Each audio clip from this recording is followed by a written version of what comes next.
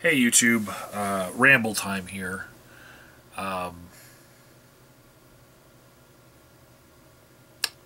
It's been about 8.5 years since I started this channel, and I know I've said previously in some videos that I don't like talking about the intended direction of my channel because I don't like videos from other people where they're promising, oh, this is what I'm going to do, and then they just kind of disappear from the internet for a year, and then they'll make a little comeback video and say, oh, you know, life got hectic, and then that'll be like the last you hear from them, you know. There's so many YouTubers that I have followed throughout the years that kind of just petered off into the sunset like that. The first one that comes to mind like that would be Das American Atheist or Together for Peace. You know, people like that I used to watch. And whatever, they're not here on this platform right now.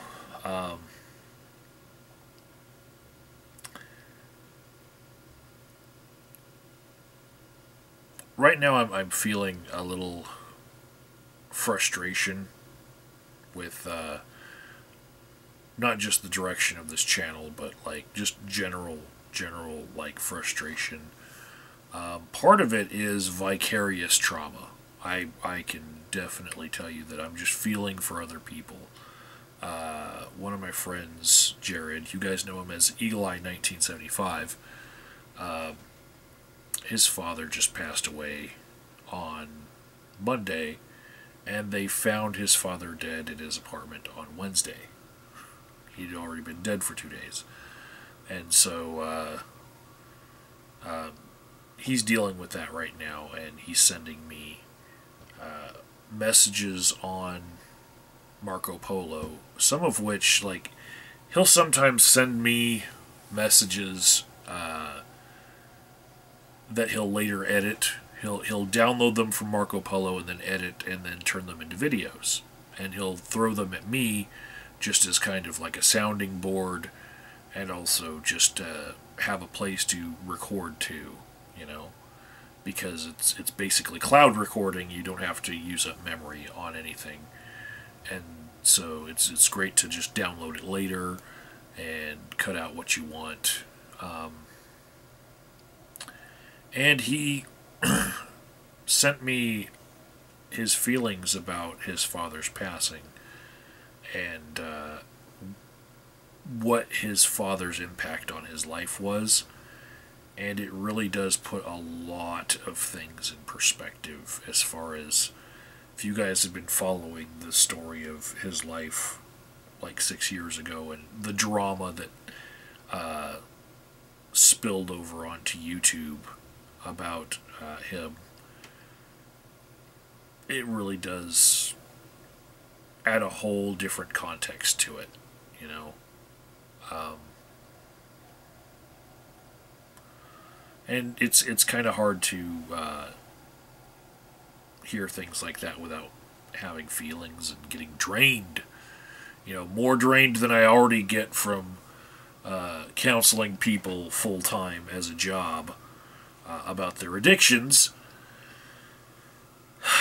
And yeah,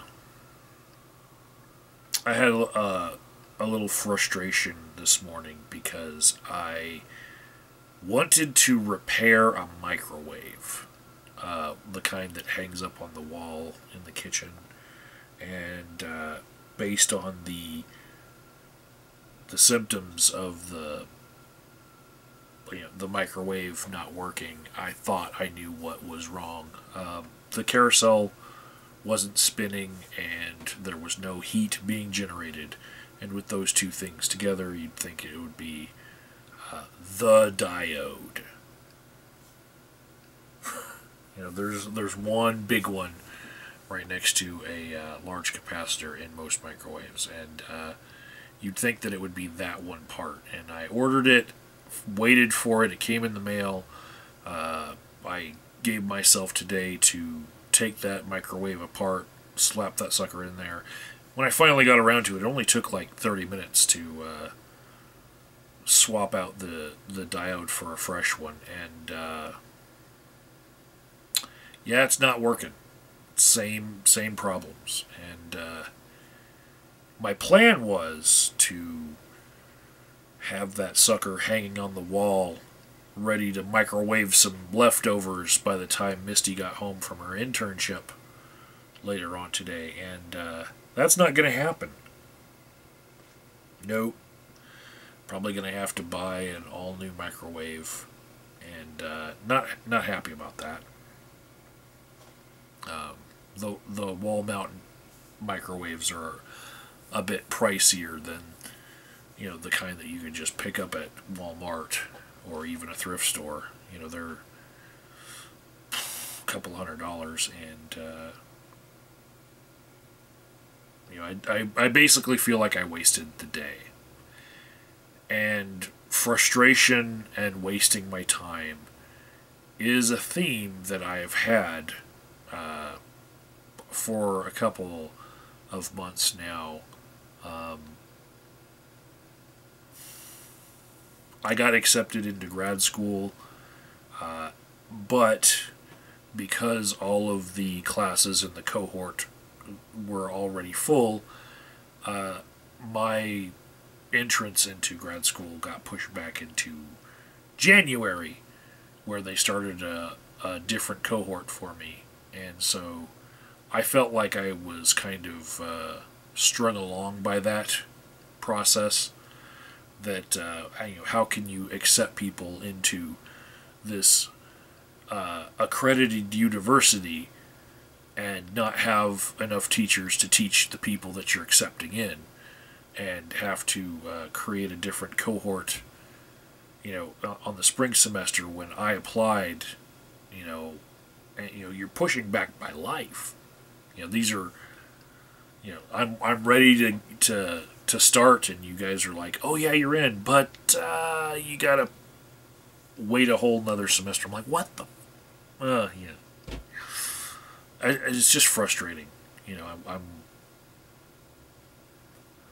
terribly frustrated there. And I also got frustrated by the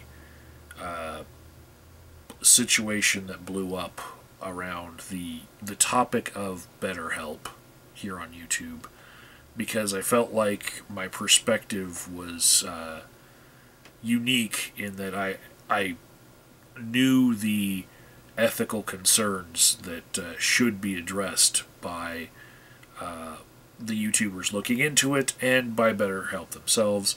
I sent that email to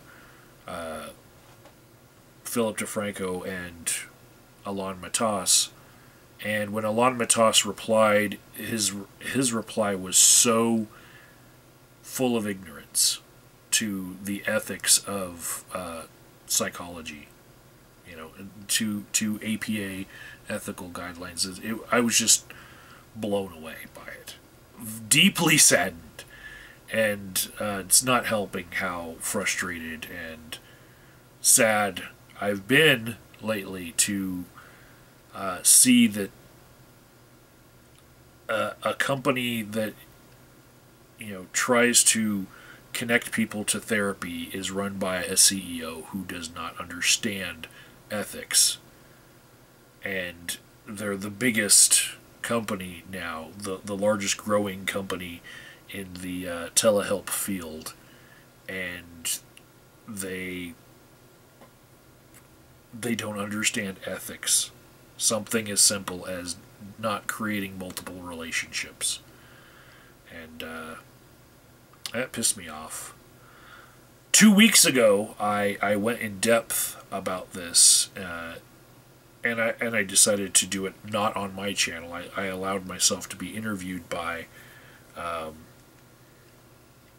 Joy Sparkles BS. And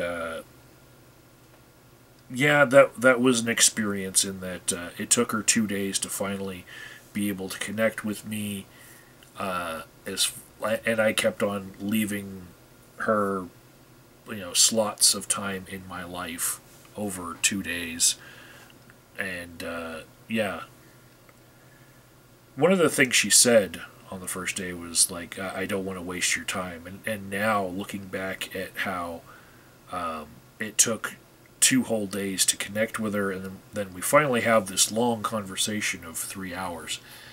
And then she hasn't posted the video of that interview. I just kind of feel like it's kind of like when someone says, I don't mean to be rude, but, and then they are rude, you know? Don't take this in a hurtful way, but, and then they're hurtful. You know, well, when she said, I hope I'm not wasting your time, well, I've had to deal with a lot of other YouTubers and collabs, and some of them who just want more content for their channel, and if they have a chance to go for better content, they will leave your content behind. I'm used to this, you know. That's why I prefer channels like The Breakfast Club, where there's a lot better atmosphere. And if you guys don't know it, I've been posting a couple rambles on the Breakfast Club for the past month. I'll leave a link in the description box. But yeah, it's not just her. It's not just Joy Sparkles taking some of my further expounding on that topic. It's the fact that even Keemstar Drama Alert leaves a comment on my video where I emailed Alon Matas, and he's been one of the people covering the BetterHelp controversy. I was hoping not for a shout out, just for somebody else to pick up on the ethical violations, because that's what I really want talked about. I really don't like any attention on myself with this topic. In fact, if you Google Alon Matas right now, you'll see that my video shows up in the first page of results, and I'm not happy about that. I'm like, I don't really want anyone that I'm working with finding out that I'm bad-mouthing the CEO of a therapy company. You know, even if it's warranted, it's just not a fight I want to pick right now at this stage in my career. So, yeah, that's kind of odd for me. Just, I got an icky feeling, guys. I got an icky feeling. And maybe I'll talk to you guys tomorrow and see how I'm feeling then. But I gotta go do something productive. Take care.